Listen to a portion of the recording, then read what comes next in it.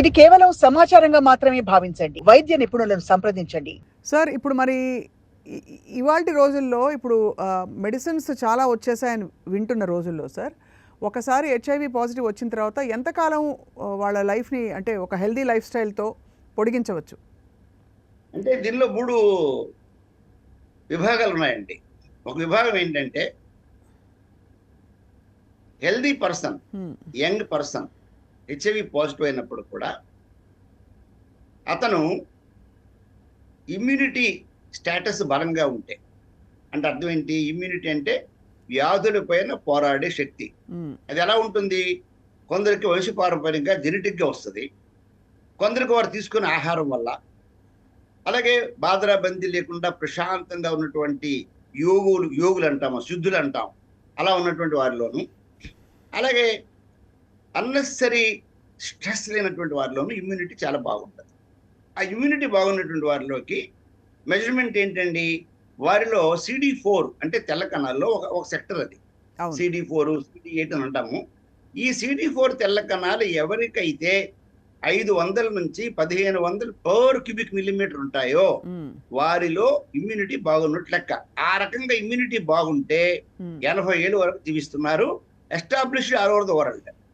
This is not my statement. This statement is given by CDC Atlanta. CDC అంటే centre for disease control, highest scientific body works in Washington. కాబట్టి వాళ్ళ యొక్క ప్రపంచవ్యాప్తంగా పరిశోధనలు ఇవి ఒక్క ఏదో లండన్కో అమెరికాకో కాదండి. వాళ్ళు త్రూఅవుట్ వరల్డ్ చేసినటువంటి శాంపిల్స్ లో ఇమ్యూనిటీ బాగుంటే 80 ఏళ్ళు జీవిస్తారు.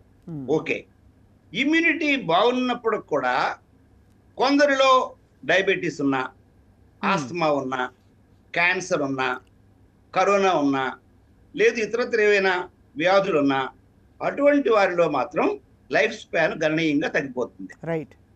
2, మూడవది మీరు చెప్పారు అధునాతన మందులు వచ్చాయని చెప్పి. మందులు కరెక్ట్ గా వాడితే వాళ్ళు 80 ఏళ్ళు జీవిస్తారు. కానీ మా పరిశోధనలో తేలింది ఏంటంటే చాలా మంది అబ్బా రోజు ఎవరు వేసుకుంటారండి మందులు, ఏదో ఒక రోజు 2 రోజులు వేయగలము, ఒక కోర్సు వాడగలము, అంతేగాని పొద్దున్నే సాయంకాలంకి రోజు ఎవరు వేసుకుంటారు. మరికొందరు అయితే స్టిగ్మా. ఏంటి స్టిగ్మా?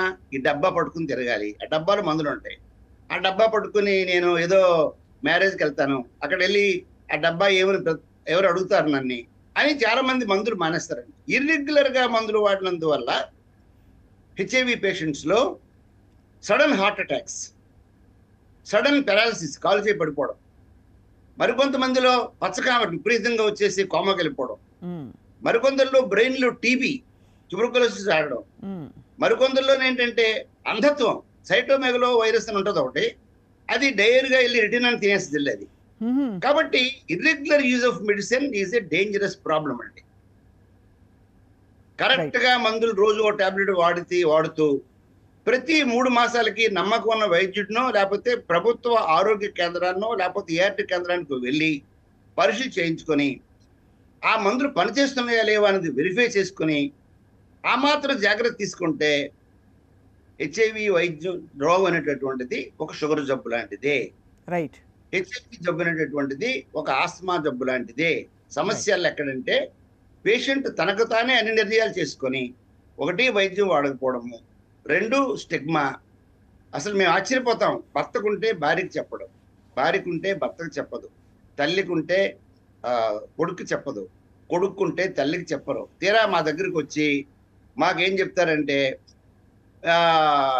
ఇంతవరకు ఎవరికి చెప్పలేదండి మేము, అందు కారణం చేత తీరా చూస్తే మా అమ్మ సడన్ గా 3 రోజుల నుంచి 20 కేజీలు తగ్గిపోయిందండి. 20 కేజీలు బరువు తగ్గిపోతుంది జబ్బు ఇంకేమీ లేదు, హెచ్ఐవి తప్ప.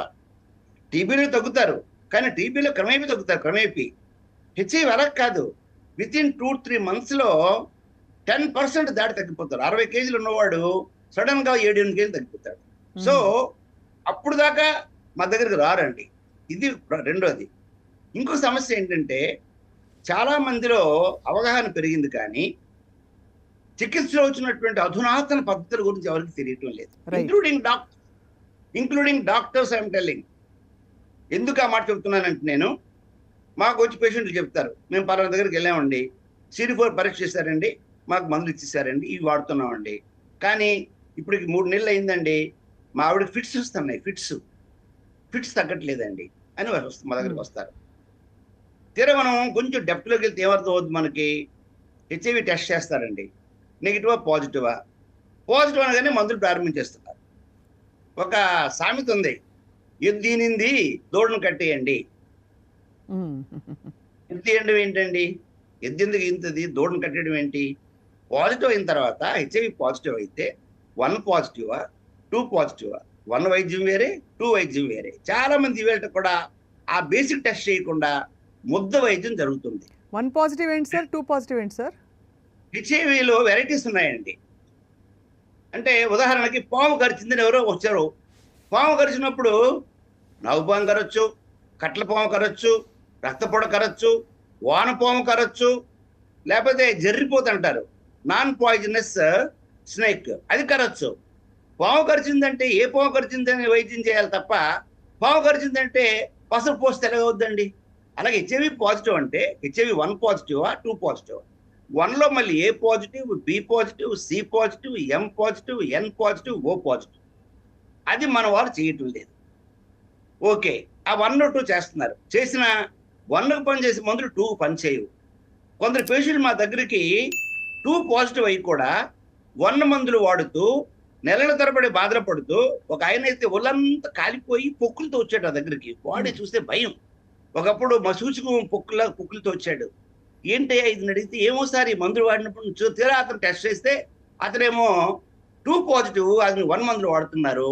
ఆ మందులు వాడినందువల్ల శరీరం అంతా కూడా పొక్కులు వచ్చేసాయి. అయ్యయ్యో. ఇక్కడతో ఆగలేదండి. చాలా మందికి హెచ్ఐవితో పాటు టీబీ ఉంటుంది, ఆ పరీక్ష చేయడం మానేస్తున్నారు. టీబీ ఉన్నవాడికి హెచ్ఐవి మందులు కొన్ని వాడకూడదు. అది వాడితే కొంతమందిలో రకరకాల సమస్యలు, ఐరిస్ అనే ఒక ప్రాబ్లం ఉంది. ఈ CD4 కౌంట్ బాగా 100 కంటే తక్కువ పడిపోయినప్పుడు, ఈ ఐరిస్ అంటే ఏంటంటే ఇమ్యూన్ రీకాన్స్టిట్యూషన్ ఇన్ఫ్లమేటరీ సిండ్రోమ్ అంటారు.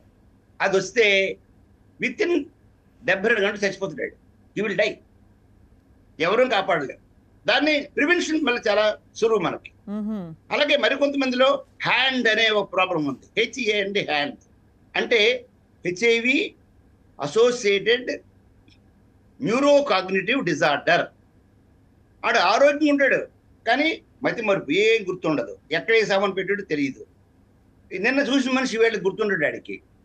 అంతేకాకుండా వణుకు, భయం, డిప్రెషను, తర్వాతనేమో భోజనం చేయాలని ఉండదు, డ్యూటీకి వెళ్ళాలని కోరిక ఉండదు, సెలవు పెట్టేస్తుంటాడు. తర్వాత ఆ హెచ్ఐ గురించి ఎవరికి చెప్పడు. ఈ హ్యాండ్ అనే వ్యాధి కూడా భారతదేశంలో మరణాలకి రమారం 42% కారణభూతం అని చెప్పి none other than the Harvard School of Medicine recent publication లో అనౌన్స్ చేశారు వాళ్ళు.